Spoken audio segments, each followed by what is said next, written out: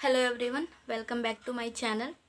तो आज हम कंप्यूटर नेटवर्किंग की सीरीज़ में ओएसआई मॉडल देखेंगे। ओएसआई मॉडल कैसे वर्क कर रहा है और इसका यूज़ क्या है ओएसआई मॉडल का कंप्यूटर नेटवर्किंग में, और क्यों यूज़ होता है ओएसआई मॉडल, उसके बारे में देखेंगे।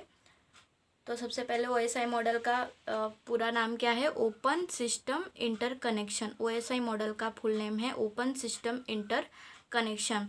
तो देखिए, यह ओएसआई मॉडल कब डेवलप हुआ? 1984 में आईएसओ द्वारा ये बनाया गया ओएसआई मॉडल। क्यों बनाया गया? देखिए, आपका हाउ डेटा ट्रांसफ़र, डेटा क्यों ट्रांसफ़र, किस तरह से होता है डेटा ट्रांसफ़र दो कंप्यूटर के बीच में। देखिए, इंटरनेट कनेक्शन आप सबने यूज़ किया है, पर उसमें डेटा किस हिसाब से ट्रांसफ़र हो रहा है वो उसका आपको आइडिया है। हार्डवेयर के अंदर आप सॉफ्टवेयर नॉर्मली कोई एप्लीकेशन यूज़ करते हो, राइट? उसमें से आपने डेटा ट्रांसफ़र कर रहे हो, आपका डेटा ट्रांसफ़र हो रहा है, आपने सेंड किया, आप एक सेंडर हो, राइट? आपने किसी को सेंड किया डेटा। तो जो बीच में जो वर्क क्या हो रहा है, किस तरह से वर्क हो रहा है, वो ओएसआई मॉडल के द्वारा एक्सप्लेन किया गया है कि किस तरह से वर्क हो रहा है उसके अंदर। तो ये डेवलप हुआ था 1984 में ओएसआई मॉडल। तो देखिए, ओएसआई मॉडल का मेन काम क्या है? देखिए, यहाँ पर आपके दो कंप्यूटर है, समझ लीजिए दो अलग अलग ओएस ऑपरेटिंग सिस्टम के दो कंप्यूटर है।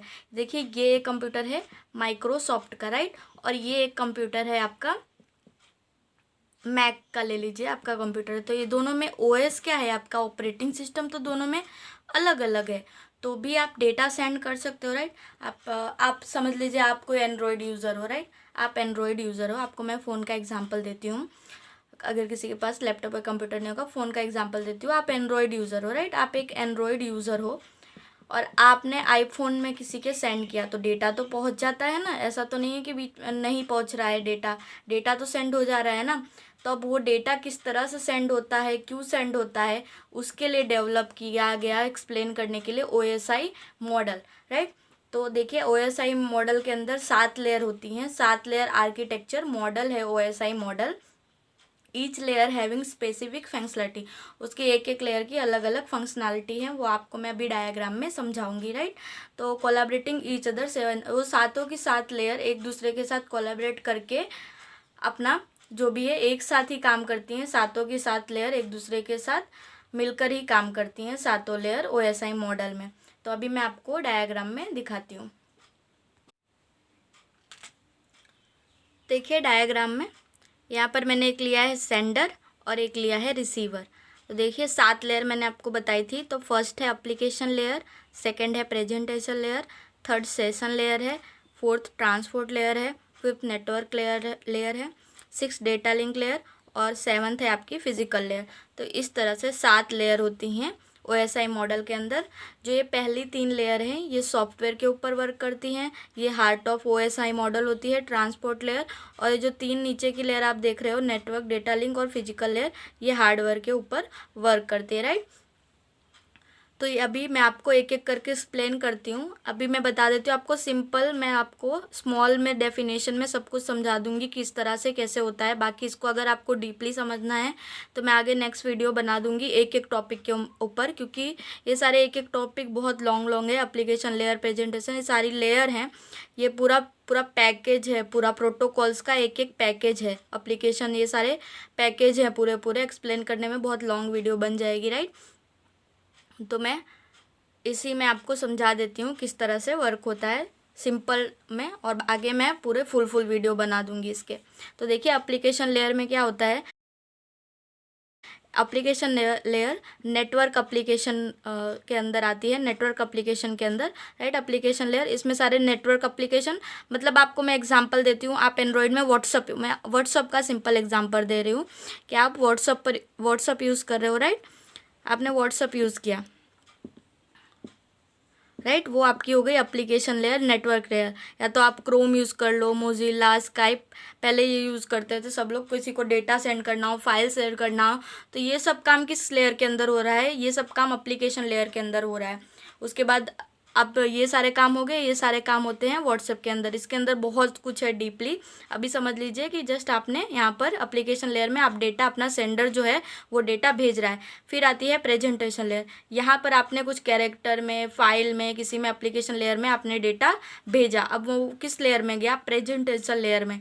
यहाँ पर क्या होता है, यहाँ पर आपने जो यहाँ पर जो डेटा आया वो कैरेक्टर में आया या आशिकी वैल्यू में, जिसमें भी आपने सेंड किया उसमें आया, राइट। अब देखिए यहाँ पर ऐसा होगा कि जो डेटा जो आपका आ रहा है वो मशीन को अंडरस्टैंड हो, राइट। मशीन की कौन सी लैंग्वेज समझती है? बाइनरी, 0 to 1, 0 और 1, ये दो ही लैंग्वेज जो समझती है मशीन। तो यहाँ प्रेजेंटेशन लेयर में आपने जो डेटा भेजा है वो कन्वर्ट हो जाएगा मशीन अंडरस्टैंडिंग, जो मशीन को अंडरस्टैंड हो उसमें कन्वर्ट हो जाएगा। और यहाँ पर मेन टॉपिक ये है, ये डेटा को कंप्रेस कर देता है, राइट। जब ये मशीन में कन्वर्ट होगा, आपने जो डेटा सेंड किया है वो जब मशीन में कन्वर्ट होगा तो वो छोटा हो जाएगा। तो इससे क्या होगा? एग्जीक्यूशन फास्टर हो जाएगा, आपके रिसीवर तक पहुंचने में एग्जीक्यूशन फास्टर हो जाएगा। तो बहुत ही फास्ट वर्क करता है इसकी वजह से, यहाँ पर कंप्रेस होने की वजह से, राइट। तो प्रेजेंटेशन में क्या वर्क होता है? आपने जो डेटा सेंड किया है वो कन्वर्ट हो जाएगा मशीन अंडरस्टैंडिंग लैंग्वेज में, राइट। उसके बाद आता है, यहाँ से जाके डेटा किस में जाता है? सेशन लेयर में जाता है। सेशन लेयर में क्या होगा? कनेक्शन बिटवीन, किस में कनेक्शन सेट करता है सेशन लेयर में? सेंडर और रिसीवर के बीच में परफेक्ट कम्युनिकेशन बैठा हुआ है कि नहीं, कहीं बीच में सर्वर डाउन तो नहीं हो गया, सर्वर लूज तो नहीं हो गया, वो सब कौन चेक करता है? Session, right. अब देखिए मैं आपको एग्जांपल देती हूँ, रियल लाइफ एग्जांपल, कि आप किसी पार्टी आपने ऑर्गेनाइज की, राइट। तो आप पार्टी ऑर्गेनाइज कर रहे हो, पर उसमें हेल्पर कैसे लगे होते हैं कि अगर आपको कोई इशू आ गया तो वो लोग आपको बता देते हैं, फिर आप प्रॉब्लम रिसॉल्व कर सकते हो, राइट। तो उसी तरह से सेशन में अगर कनेक्शन कहीं कट गया, बीच में कुछ हो गया और या ऐसा कुछ हो गया, तो उसको एकदम कनेक्शन सेट करने का काम कौन करता है? ये सेशन लेयर कनेक्शन सेंडर और रिसीवर के बीच में सेट रखती है, राइट। उसके बाद ये सेशन लेयर भेजती है आगे डेटा, ट्रांसपोर्ट लेयर को भेजती है। अब ट्रांसपोर्ट लेयर में क्या होगा? जो डेटा आपका जो आ रहा है उसको वो सेगमेंट में, पार्ट में कर देगी, स्मॉल स्मॉल साइजेस में वो सेगमेंट डिवाइड कर देगी, राइट। तो उसको आसानी हो इसलिए। अब ये जो सारा काम हो रहा है यहाँ पर, सब काम बीट पे हो रहा है, राइट। आपने जो कैरेक्टर सेंड किया उस पे नहीं हो रहा है, बीट पे सारा काम हो रहा है, राइट। तो यहाँ पर सेगमेंट कर देगी आपके पूरे डेटा को। अब यहाँ पे मेन इसका काम क्या होता है? ट्रांसपोर्ट लेयर का ये भी मेन काम है, सेगमेंट में डिवाइड कर देना पूरे डेटा को। उसके बाद इसके पास होता है सेंडर का भी पोर्ट नंबर होता है और रिसीवर का भी पोर्ट नंबर होता है। इसकी वजह से ट्रांसपोर्ट लेयर क्या, इसको पता होता है कि जो आपने डेटा भेजा है उसको किस डेस्टिनेशन तक पहुंचाना है। आपने जिस व्हाट्सअप का एग्जांपल दिया, आपको इस नंबर पे ही भेजना है, आपका डेटा इधर उधर नहीं चल जाता है।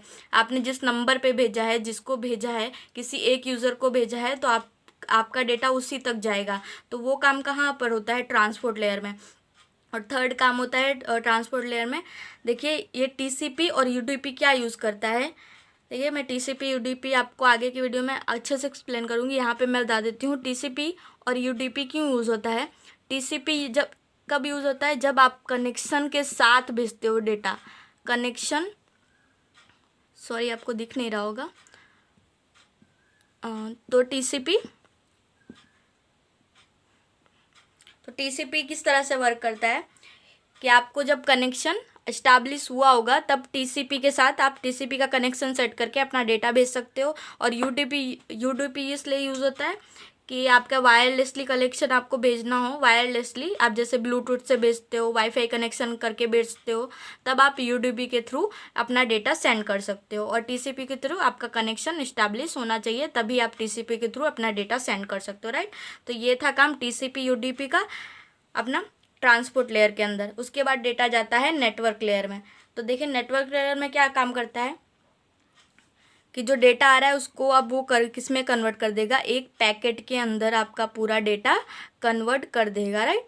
और अब नेटवर्क लेयर में इसके पास आईपी एड्रेस होता है। देखिए आप सारे कंप्यूटर के आईपी एड्रेस किस तरह से अलग अलग होते हैं, राइट। उसी तरह से पैकेट में जब जाएगी, यहाँ से डेटा सेंड करके नेटवर्क लेयर में जाएगी, तब ये पूरे डेटा को एक पैकेट में कन्वर्ट कर देगा और उसका एक स्पेसिफाई आईपी एड्रेस बना देगा, राइट।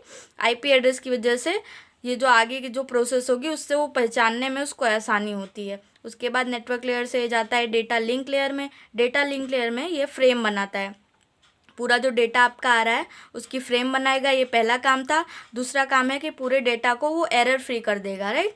अगर कुछ एरर आ रही होगी बाय फॉल्ट, कुछ यहाँ पर कुछ दिक्कत आ गई होगी, तो उसको रिजॉल्व करने का काम होता है डेटा लिंक लेयर में। फिर डेटा लिंक लेयर से हो जाता है फिजिकल लेयर में। फिजिकल लेयर में क्या होगा कि आपका ये यहाँ पर, अब मैंने यहाँ पर आपको क्या बताया था कि यहाँ पे पूरा इनक्रिप्ट कर देगा डेटा को, प्रेजेंटेशन लेयर में इनक्रिप्ट कर देता है मशीन लेवल लैंग्वेज में, राइट। आपने तो उसको मशीन अंडरस्टैंडिंग जो आप समझ सकते हो उस हिसाब से भेजा था, पर यहाँ पर उसने क्या कर दिया था, इनक्रिप्ट कर दिया था। तो किस में आ गया था, 0 और 1 की बिट में आ गया था पूरा डेटा।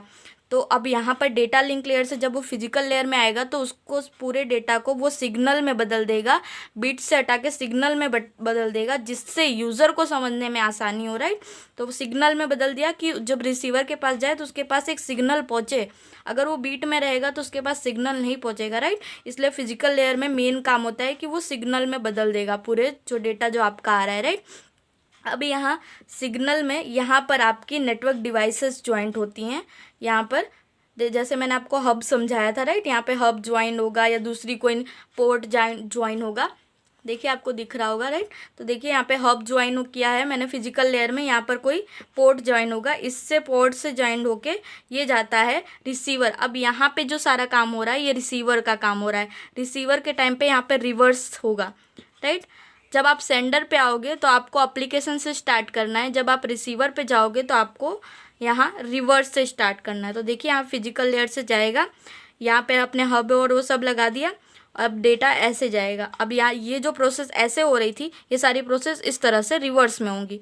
तो जो काम यहाँ फिजिकल लेयर में हो रहा था अब यहाँ पे सेम इसी तरह से वर्क होगा। यहाँ पर कोई हब लगा होगा, यहाँ डेटा जा रहा है, अब डेटा लिंक में जाएगा, यहाँ पर चेक करेगा एरर फ्री है या नहीं, फिर नेटवर्क में जाएगा, सब कुछ चेक करेगा, उसका आईपी एड्रेस, फिर ट्रांसपोर्ट होगा, फिर सेशन में जाएगा, फिर प्रेजेंटेशन में जाएगा। तब यहाँ पर जो इनक्रिप्ट हुआ था ना डेटा, अब यहाँ पे जाके डिक्रिप्ट हो जाएगा, जिससे वो यूज़र को समझ सके। यहाँ इनक्रिप्ट हो गया, यहाँ इस बीच में हम कुछ भी नहीं समझ सकते थे उसके अंदर क्या है। अब यहाँ हुआ डिक्रिप्ट। अब आपने जिस सेंडर ने जिसको भेजा था उसको डेटा डिक्रिप्ट फॉर्म में यहाँ पर एप्लीकेशन में मिल जाएगा, राइट। तो ये था OSI मॉडल पूरा, आपको मैंने एक्सप्लेन कर दिया है सिंपल, जितना समझना था शॉर्टकट में। अब एक एक लेयर को आपको मैं आगे के वीडियो में समझा दूंगी। आज के लिए इतना ही था, थैंक यू।